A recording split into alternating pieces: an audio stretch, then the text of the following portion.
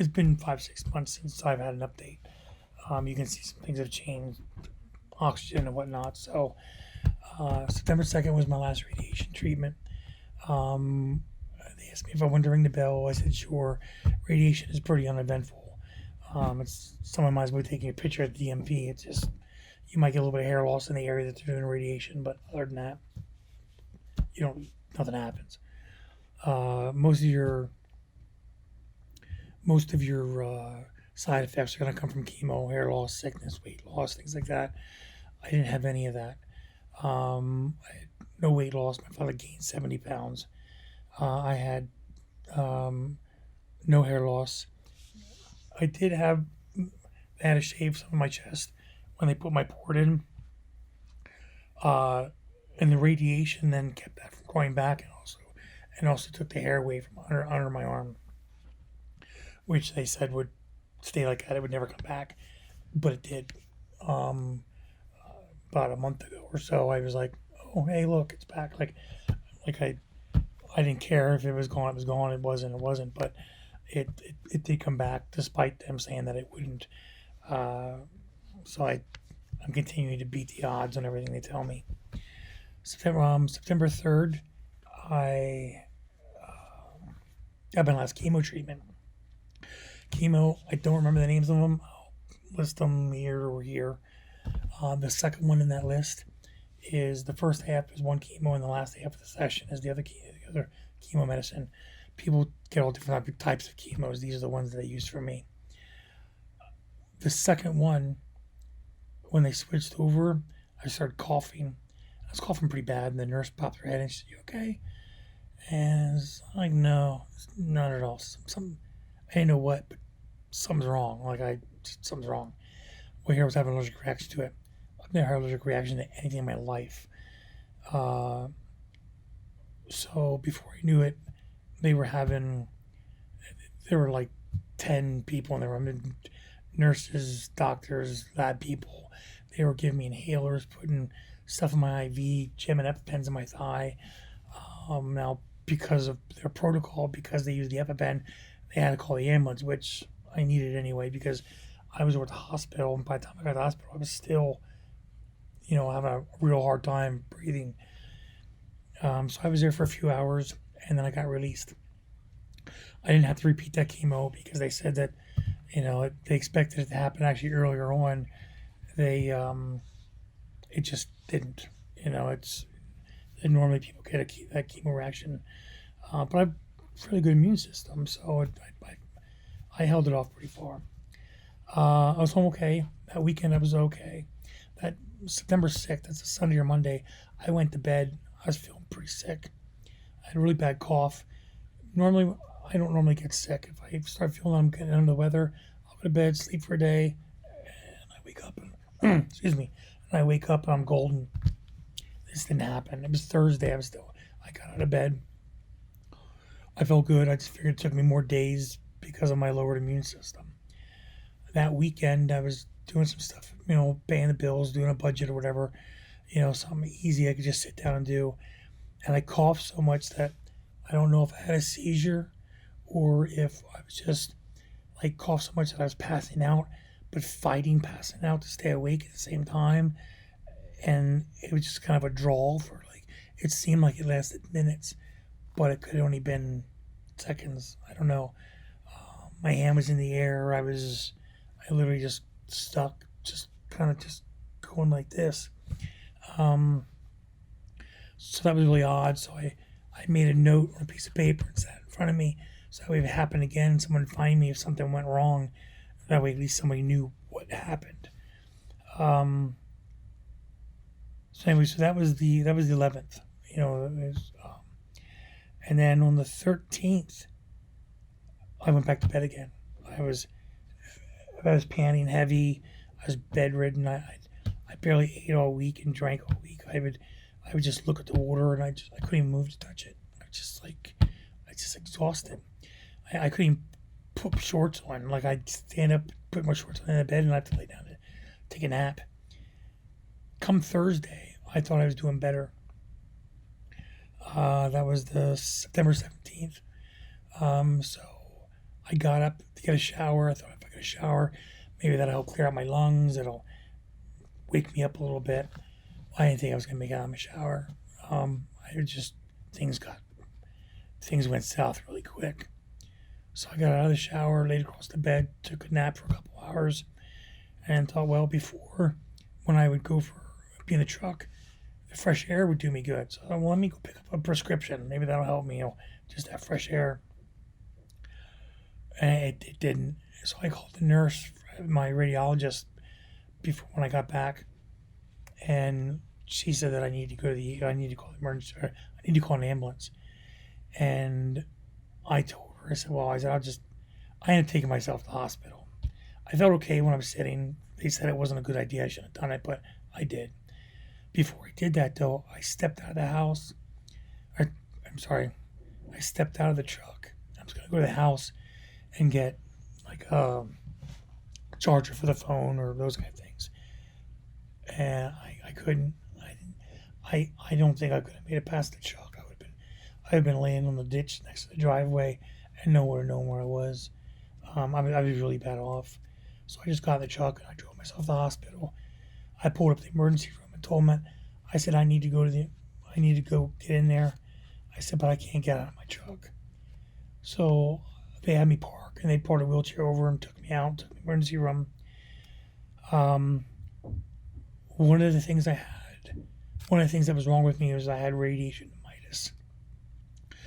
Now, radiation pneumonitis, normally that develops maybe 6 months out from after your radiation ends.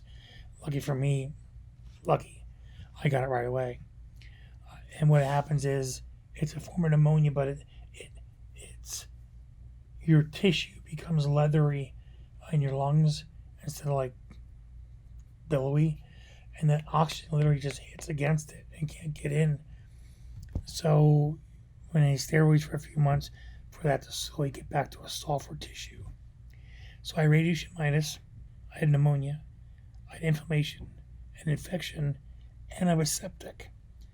So I had a whole tree of broad spectrum antibiotics and everything else they were giving me. September 22nd, I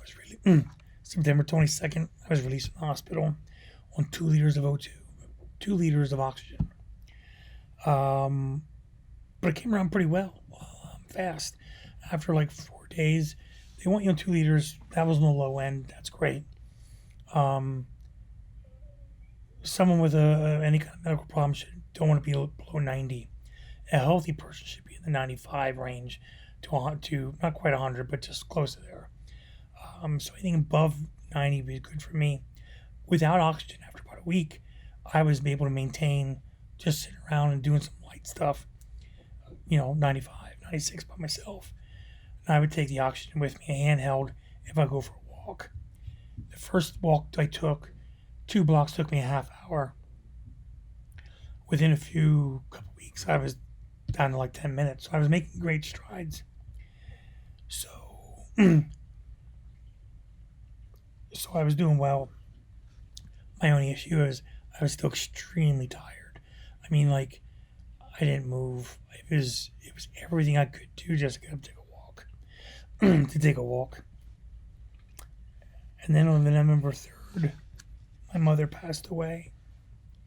She'd been fighting a long battle for 20 years or 30 years with cancer. She was in another hospital. And we kind of went back and forth, I'd be in, she'd be in, I'd be in, she'd be in. And she was always texting me, worried about taking care of myself. And she wants to make sure I'm okay.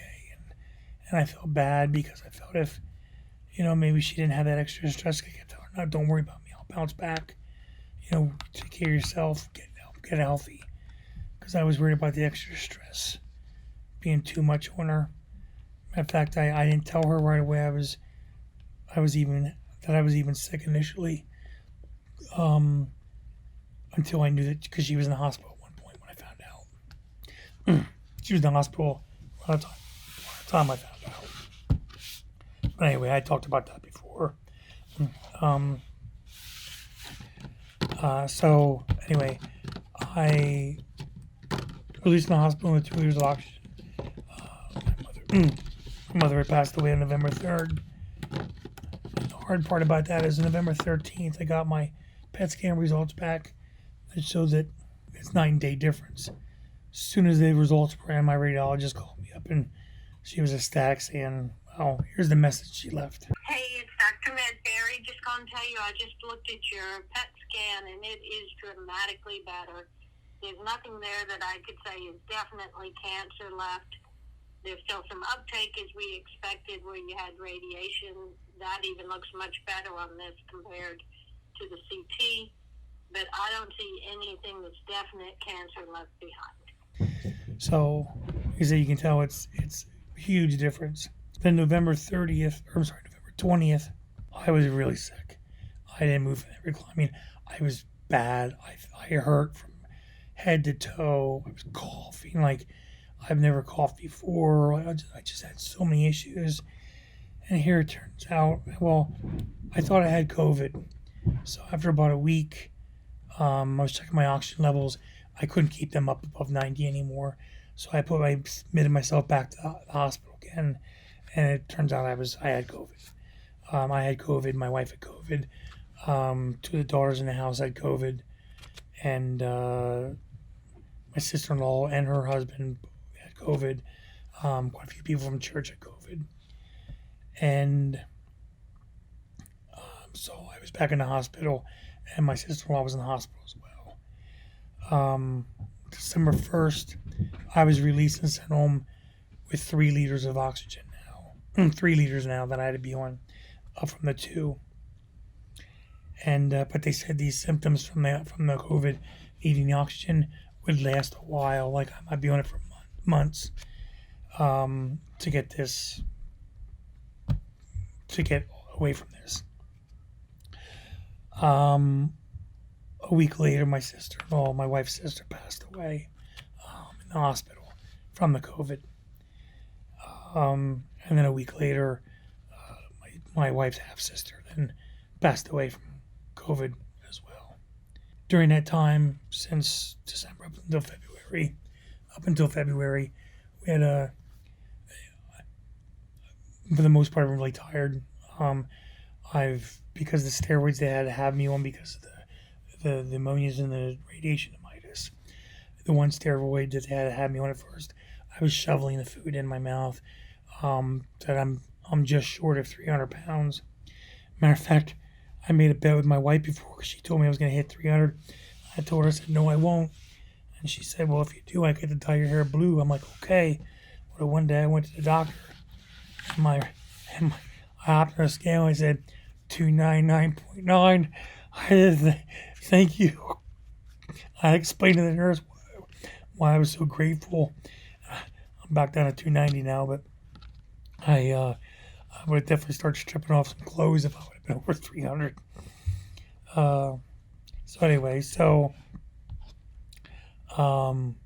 Very lethargic. I mean, I can move, but I just am exhausted. I just even get up and make something. But anyway, I'll get into more of that in another video.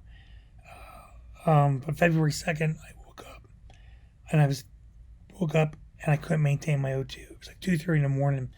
My oxygen fell off. I thought maybe I slept with it off too long or something happened.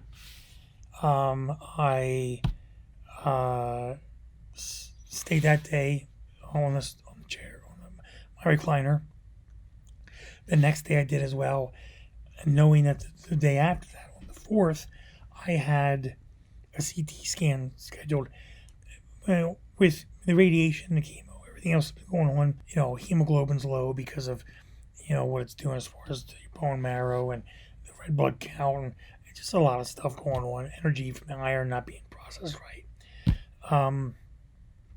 But also one of the levels that goes up is an indicator for blood clots. So I get normal CT scans done to check on those. And I've always been clear, no liquid buildup anywhere. So that morning when I went on the 4th, when I went to get my CT scan, I called my pulmonologist and told him what was going on. And he recommended just going to he told me just go to the ER. He said that way they'll do the CT, even though I was the same place I was getting done. He said, but they would actually check me in. That way, if it is something come up, I'm already admitted. Well, it turned out it was. I had 4 blood clots, 2 on each side. I'll make another video about that, detailing exactly what that scenario was. Uh, so I was in there for a couple of days. On the 7th, I was released. Now on 3 liters of oxygen at rest and 6 during activity. Now last week I did have a follow up with my pulmonologist, and I did a 6-minute walk test. Now I can be at 3 um, just while sleeping. I can take it off at rest and still want it, 5 or 6 with activity or as needed. So usually what I do, like when I get a shower, I take it with me, and I keep checking my oxygen to see what I can do, so I know, because it's not healthy for you to use oxygen when you're not supposed to either. When you're not supposed to, so you can have adverse effects in other ways. Beside all those things that I just talked about, during the time there's some other stuff, some muscle issues and stuff. I've had 63 other appointments, whether lab works, X-rays, CT scans, PET scans, follow-ups, GI, cardiologist. It's been pretty broad spectrum. So that's my quick update. Thanks everybody, and I'll see you soon.